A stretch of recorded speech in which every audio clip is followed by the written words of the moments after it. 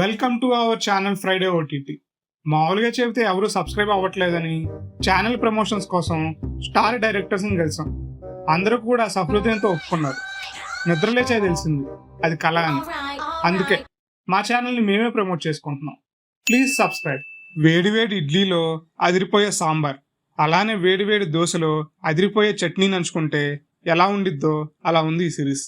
సాంబార్ చేసుకునే విధానం: కావలసిన పదార్థాలు: తరిగిన క్యారెట్ ముక్కలు, టమాటా ముక్కలు, ములక్కాడ ముక్కలు, వంకాయ ముక్కలు, సాంబార్ పౌడర్, ఆకుపాకు, కరివేపాకు, కొత్తిమీర, ఉప్పు, ఇంకా చివరిది ముఖ్యంగా ప్రేమను మాత్రం కలపడం మర్చిపోకండి. ఆకాశమంతా గగనం లాంటి మూవీస్ తీసిన డైరెక్టర్ రాధామోహన్ ఈ సిరీస్ని తీశారు. ఊటీలో అముదా కెఫే సాంబార్కి ఫేమస్. అనుకోకుండా ఒకరోజు ఓనర్కి క్యాన్సర్ ఉన్నట్టు తెలుస్తుంది. పెళ్లి కాకముందే చెన్నైలో తనకు కొడుకున్నాడని, అది ఈ మధ్య తెలిసిందని చెప్తాడు.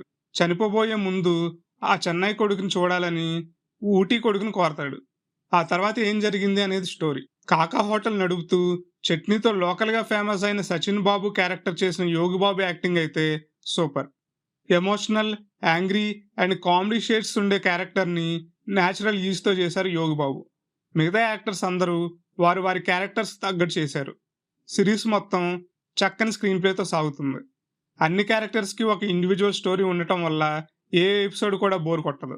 ఈ ఇండివిజువల్ స్టోరీస్ ఇటుకలైతే ఓవరాల్ స్టోరీ ఒక దృఢమైన బిల్డింగ్. ఏంటి బాబన్న ఇంకోసారి అన్న ఇండివిజువల్ స్టోరీస్ ఇటుకలైతే ఓవరాల్ స్టోరీ ఒక దృఢమైన బిల్డింగ్.